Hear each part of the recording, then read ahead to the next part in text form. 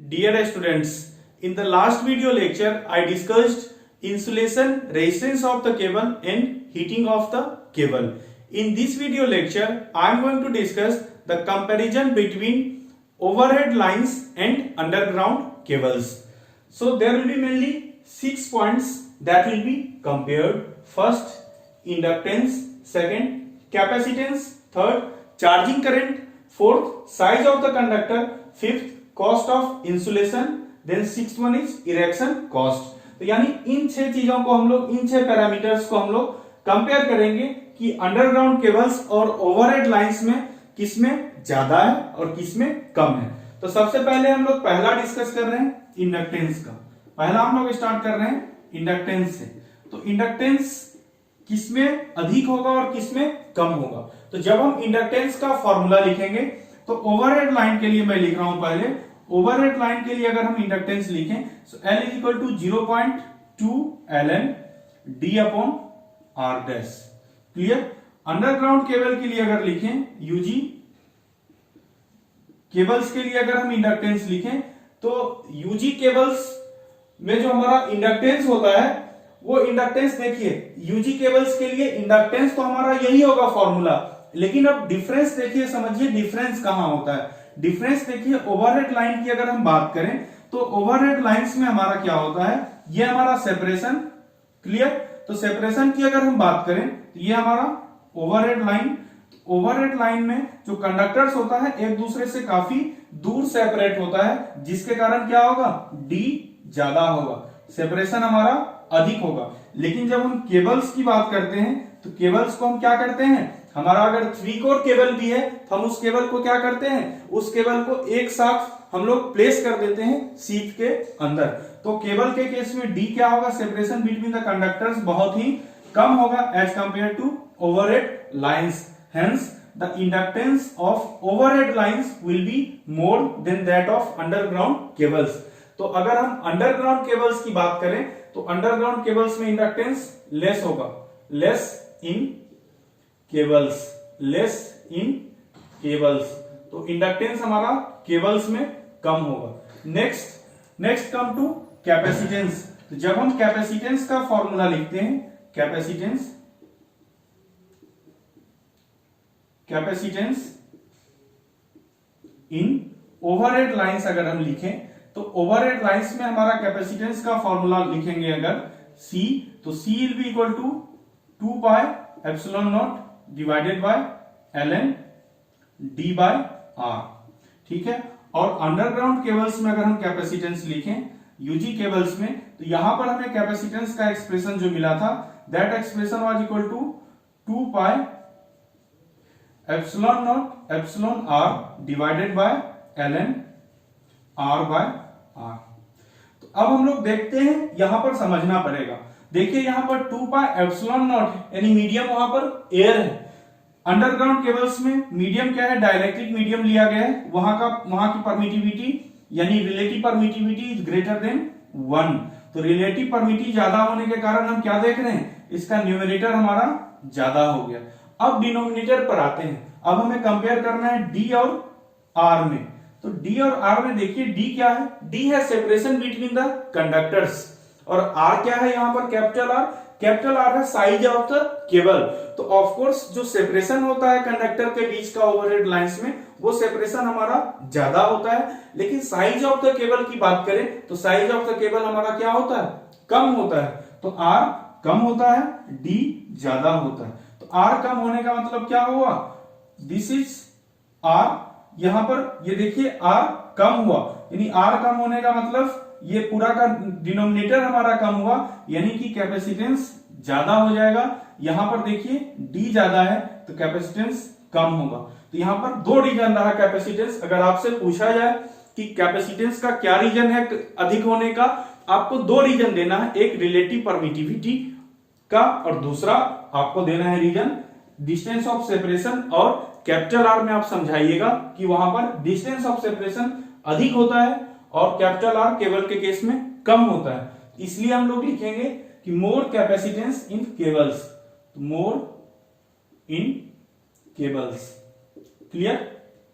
अब come to third point, charging current. तो charging current किस पर डिपेंड करता है? हमने चार्जिंग करंट का फॉर्मूला लिखा था, charging current is equal to V into omega C.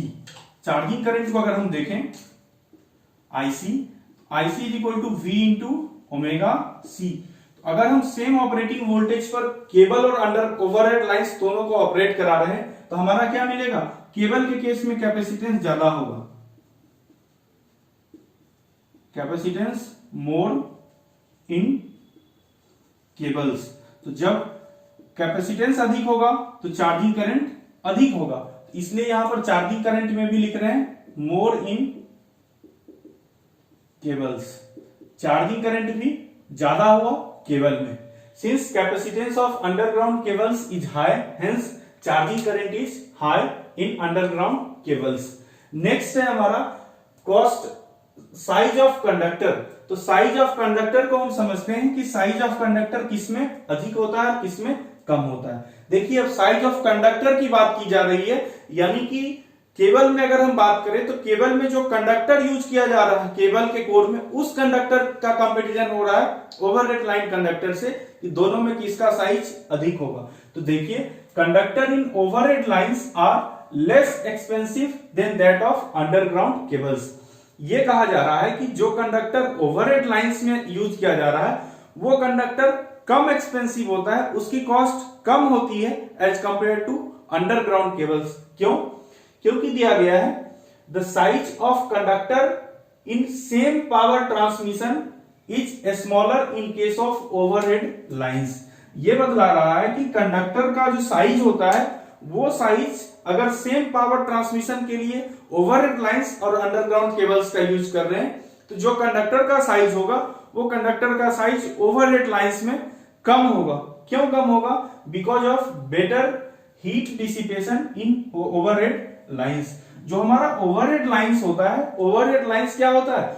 We are using bare conductors in overhead lines. तो बेयर कंडक्टर्स जब यूज कर रहे हैं तो वहां पर क्या हो रहा है, जो हमारा कंडक्टर में हीटिंग हो रहा है करंट के कारण, वो हीटिंग क्या हो रहा है, वो हीट हमारा सराउंडिंग में डिसिपेट हो जा रहा है। लेकिन in the case of underground cable क्या हो रहा है, वहां पर हमारा जो हीट हो रहा है वो वहां पर हीट डिसिपेशन कम है। क्यों कम है? क्योंकि वहां पर उस केबल को आप क्या कर रहे हैं, उस कोर को इंसुलेट कर दे रहे हैं। तो इसलिए जब हीट डिसिपेशन अधिक है हमारा ओवरहेड लाइंस में तो वहां पर रेजिस्टेंस कम, तो यानी वहां पर हमारा साइज ऑफ द कंडक्टर कम होगा। क्लियर? तो साइज ऑफ द कंडक्टर में लिख रहा हूं, ये भी हमें किसमें ज्यादा हो रहा है? मोर इन केबल्स। नेक्स्ट है हमारा कॉस्ट ऑफ इंसुलेशन। तो देखिए यहां पर कहा जा रहा है कि insulation cost of cables is higher than that of overhead lines. अब इंसुलेशन कॉस्ट केबल्स का ओवरहेड लाइंस के कंपैरिजन में अधिक क्यों है, इस बात को आप समझिए। जब हम ओवरहेड लाइंस की बात कर रहे हैं, ओवरहेड लाइंस में आप बेयर कंडक्टर का यूज कर रहे हैं, यानी कंडक्टर को आप इंसुलेट नहीं कर रहे हैं। वहां पर इंसुलेटर का रिक्वायरमेंट कहां हो रहा है? हर एक पोल्स पर हो रहा है। जो हमारा पोल है जिसे आप 100 मीटर, 150, 160 मीटर के डिस्टेंस पर जो आप पोल को प्लेस कर रहे हैं, उस पोल के क्रॉस आर्म से कंडक्टर के बीच में आप वहां पर इंसुलेटर का, पोर्सिलेन इंसुलेटर का यूज कर रहे हैं बस। लेकिन जब हम केबल की बात करते हैं तो हमारा थ्रू आउट द, अगर हम 160 मीटर लेंथ के केबल की बात करें तो पूरे के पूरे 160 मीटर लेंथ को आप क्या करना पड़ता है, वहां पर इंसुलेशन प्रोवाइड करना पड़ रहा है। आप उस कोर को इंसुलेट कर रहे हैं और इंसुलेशन के साथ साथ वहां पर मेटल शीट प्रोवाइड किया जा रहा है, आर्मर प्रोवाइड किया जा रहा है। उसके साथ साथ जब 3 कोर केबल्स की आप बात करते हैं तो 3 कोर केबल्स में चूंकि वहां पर बीच में गैप रहता है, वॉइड्स रहता है, उस वॉइड्स को फिलअप करने के लिए ऑयल या इनर्ट गैस का यूज किया जाता है। इसके कारण इंसुलेशन कॉस्ट भी केबल में अधिक होगा। तो ये भी होगा more in cables. Next is erection cost. तो अगर आप समझ रहे होंगे कि इरेक्शन कॉस्ट ओवरहेड लाइंस का अधिक होगा, तो नहीं। Erection cost of overhead lines is much less than that of underground cables. Underground cables के कंपैरिजन में ओवरहेड लाइंस का इरेक्शन कॉस्ट बहुत कम होता है। वहां पर आपने टावर प्लेस किया और कंडक्टर को लगाते हैं। लेकिन जो केबल होता है उस केबल में आपको क्या करना पड़ता है, उसे ग्राउंड के अंदर उस केबल का लेइंग कर रहे हैं, तो जिसके कारण आपको क्या करना पड़ता है, वहां पर आपको गड्ढा खोदना होता है और उस गड्ढा में आपको उस केबल को बिठाना होता है। तो इसके कारण उसका इरेक्शन कॉस्ट अंडरग्राउंड केबल्स का बहुत अधिक होगा as compare to overhead lines. तो ये भी हमारा ज्यादा हो गया। तो कम क्या हुआ, कम मात्र एक चीज हुआ, मात्र एक चीज कम हुआ, वो है हमारा इंडक्टेंस। तो इंडक्टेंस केबल में कम हुआ कैपेसिटेंस के, लेकिन बाकी सारा 5 पैरामीटर्स क्या हुआ, अधिक हुआ अंडरग्राउंड केबल्स में। तो आपने स्टार्टिंग में एक पढ़ा था सर्ज इंपीडेंस, तो सर्ज इंपीडेंस को आपने लिखा था Z इक्वल टू √L/C। तो हमने बतलाया था कि सर्ज इंपीडेंस जो होता है, सर्ज इंपीडेंस अंडरग्राउंड केबल्स में कम होता है। सर्ज इंपीडेंस की वैल्यू आपका ओवरहेड लाइंस में सर्ज इंपीडेंस 400 ओम रहता है, तो यहां पर अंडरग्राउंड केबल्स में इसकी वैल्यू जनरली 40 ओम होती है। इस सर्ज इंपीडेंस के कम होने का कारण क्या है, सर्ज इंपीडेंस के कम होने का कारण है कि यहां पर इंडक्टेंस कम, कैपेसिटेंस अधिक, तो यहां पर ये टोटल वैल्यू कम होगा। तो लगभग ये 10 टाइम्स कम होता है surge impedance of underground cables. Next है हमारा situations for use of underground cables, यानी अंडरग्राउंड केबल्स का किस किस सिचुएशन में आप यूज करते हैं। तो पहला पॉइंट दिया हुआ है, it provides more safety to publics, यानी जहां पर भी पब्लिक क्राउडिंग है और पब्लिक क्राउडिंग के बीच में अगर हमें पावर ट्रांसमिशन लाइंस ले जाना है, वहां पर हमें तो वहां पर हम लोग क्या करेंगे कि ओवरहेड लाइंस के कंपैरिजन में वहां पर हम अंडरग्राउंड केबल्स को प्रेफर करेंगे, क्योंकि वो हमें पब्लिक को काफी सेफ्टी दे रहा है ओवरहेड लाइंस के कंपैरिजन में। It provides less interference with amenities and better outlook to cities.